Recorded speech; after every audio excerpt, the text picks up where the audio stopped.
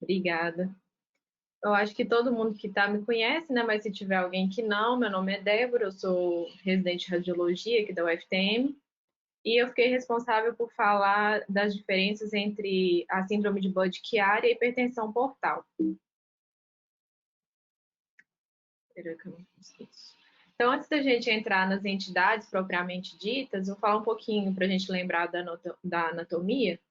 Aqui tem uma representação dos lóbulos hepáticos, né, que são as unidades microscópicas do fígado.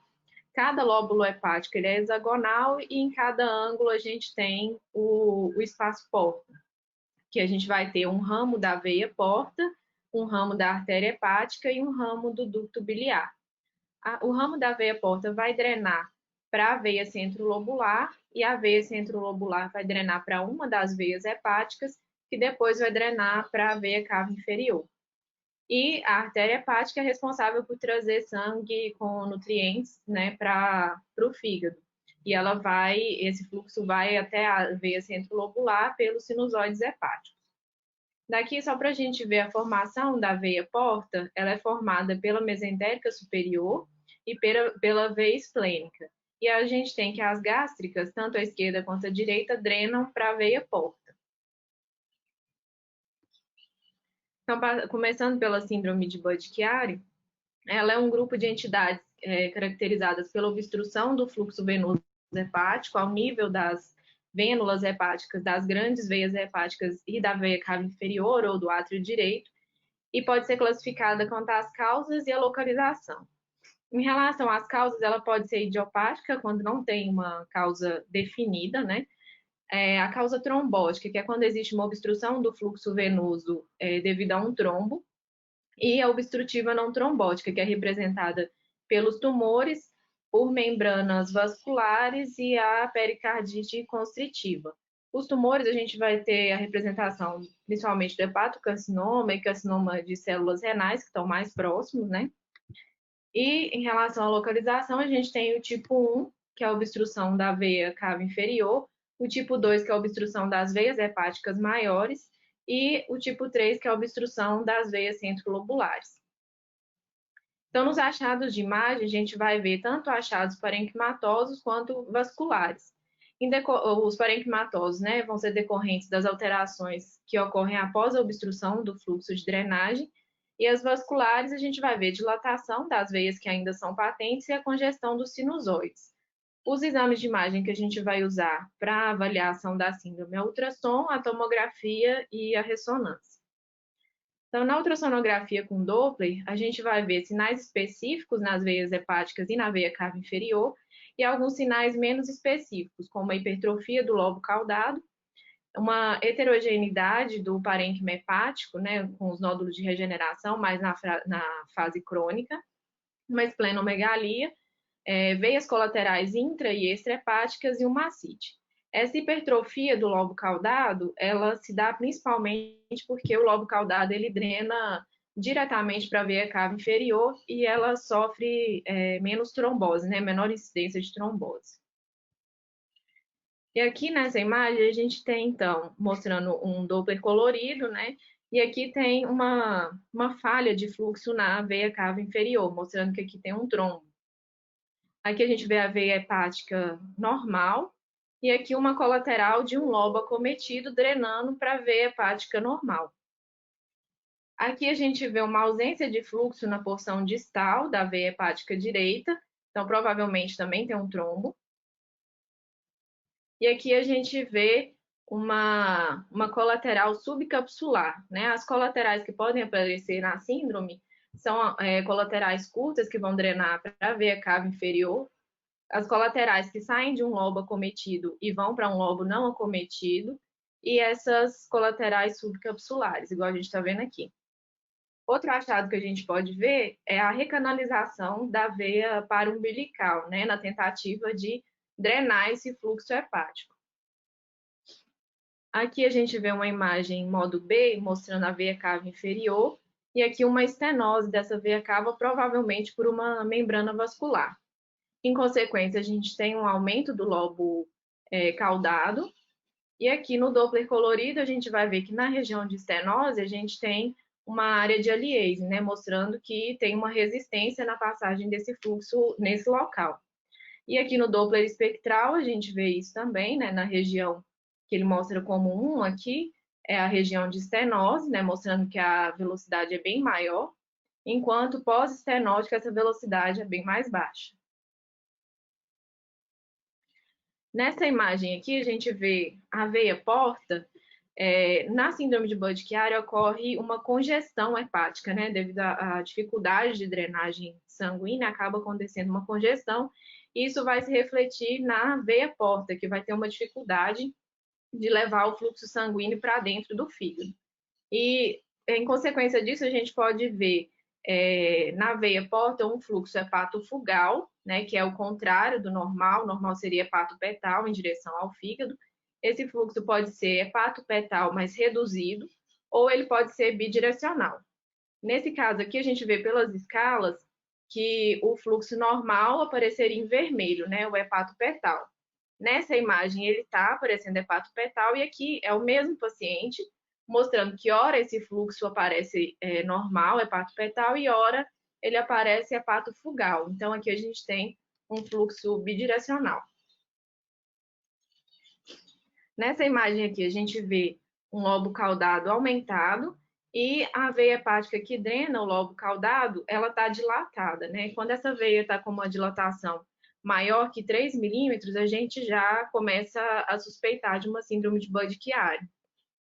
Outro achado que a gente pode ver é a ascite. Na tomografia computadorizada, na fase aguda, a gente pode ver uma morfologia normal do fígado. A gente pode ver oclusão de veia hepática e ascite severa, que podem ser os dois únicos achados nessa fase. Realce periférico reduzido em relação ao realce central, seria mais o lobo caudado e a região central do fígado. Porque o que acontece? Como existe uma congestão do fígado, a parte periférica tem uma maior dificuldade de drenagem. Então, essa parte vai estar hipoperfundida, né? Então, o realce, o contraste não vai chegar tão bem quanto na região central. A gente vai ver uma hipoatenuação das veias hepáticas que estiverem trombosadas. E na fase subaguda ou crônica, a gente vai ver vasos colaterais portosistêmicos e intrahepáticos. Na tomografia com contraste, a gente vai ver regiões de parênquima hipoperfundido, e a gente pode ver ainda calcificação de veia cava inferior trombosada.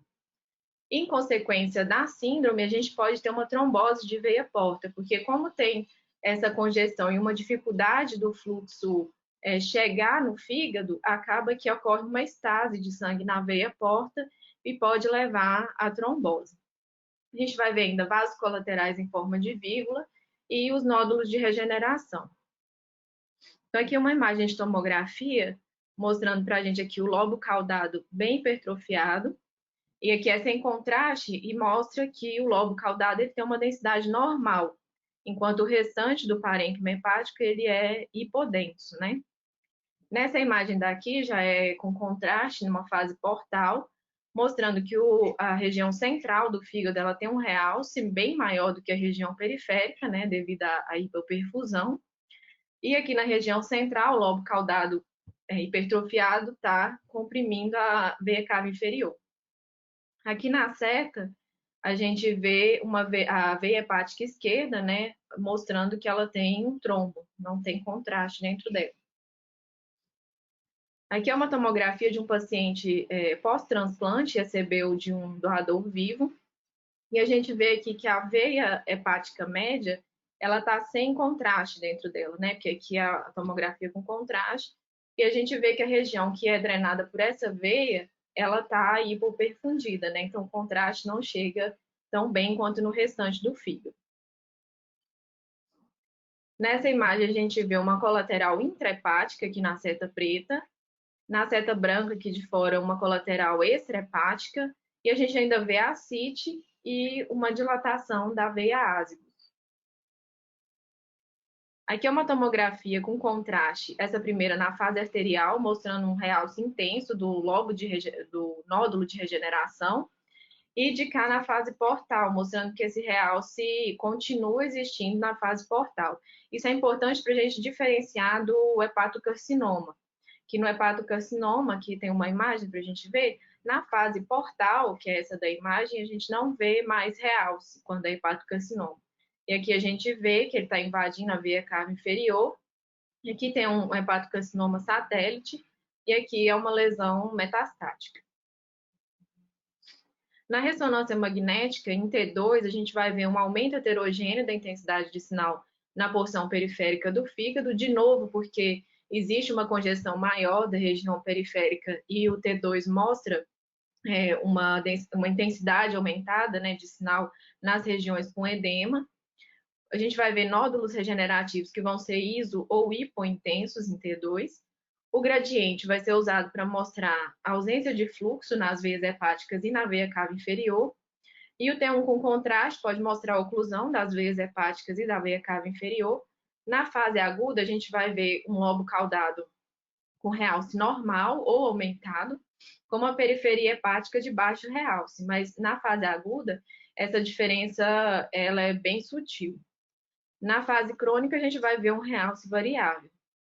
Os nódulos regenerativos, eles são hiperintensos em T1 e apresentam realce intenso ao contraste. Aqui também é importante para diferenciar do hepatocarcinoma na ressonância. O hepatocarcinoma na ressonância, ele vai aparecer hipointenso em T1 e hiperintenso em T2. Então, é o contrário dos nódulos regenerativos. Então, aqui uma imagem de ressonância mostrando aqui, com contraste, né? Mostrando um realce da região central e uma hipointensidade, né, um realce menor na periferia do fígado. Aqui já é uma imagem T2, mostrando uma hiperintensidade da região periférica com uma hipointensidade da região central. A gente ainda vê ascite e uma esplenomegalia evidente. Essa imagem aqui mostra para a gente os nódulos de regeneração. Aqui é um T1 com contraste, mostrando o realce dos nódulos. E aqui um T2 mostrando o nódulo hipointenso. Aqui eu tinha até olhado a imagem e achado que os outros nódulos não apareceram porque podiam ser isointensos, mas o corte está num nível diferente. Débora, posso falar uma coisinha disso aí? Pode sim, posso voltar? Isso, perfeito. Então, só para complementar, porque assim, você está indo muito bem, porque é difícil entender ressonância no R2 e principalmente as questões desse uma doença tão característica como Budd-Chiari. Uma coisa para ajudar a diferenciar o hepatocarcinoma não é só o T2, porque sinal em T2, como todo mundo que está laudando ressonância há algum tempo sabe, às vezes é meio variável de acordo com a quantidade de água presente, né? Então, aqui nessa imagem do T1 com contraste à nossa direita, ele está na fase arterial. A gente percebe o fluxo dentro da aorta, percebe a perfusão no baço. Então, isso poderia ser um hepatocarcinoma. Como é que eu vou diferenciar? Não só pelo T2, mas pela característica mais comum do hepatocarcinoma, que é o wash-in e wash-out, que seria nas fases portais e mais tardias. Também ele esvazia esse contraste da mesma forma que ele preencheu, que ajuda na diferenciar na questão dos nódulos, como você estava dizendo, secundários ao Budd-Chiari, tá bom? Pode continuar, era só um ponto importante para falar. Obrigado. Nada. Aqui outra imagem de ressonância, também com contraste, mostrando as veias hepáticas que elas não estão preenchidas por contraste, né? Portanto, com trombos.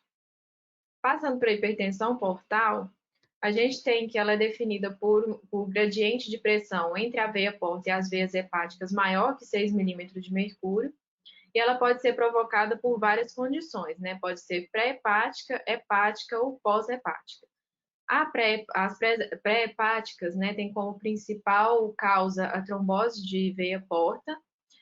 As hepáticas são as mais comuns, sendo a mais comum por cirrose, né, que vai gerar uma fibrose, uma alteração de arquitetura do fígado. E nas pós-hepáticas, a gente tem uma das causas como sendo a síndrome de Budd-Chiari. Então, no fim, o que a gente tem é que a síndrome de Budd-Chiari é uma causa pós-hepática da hipertensão portal.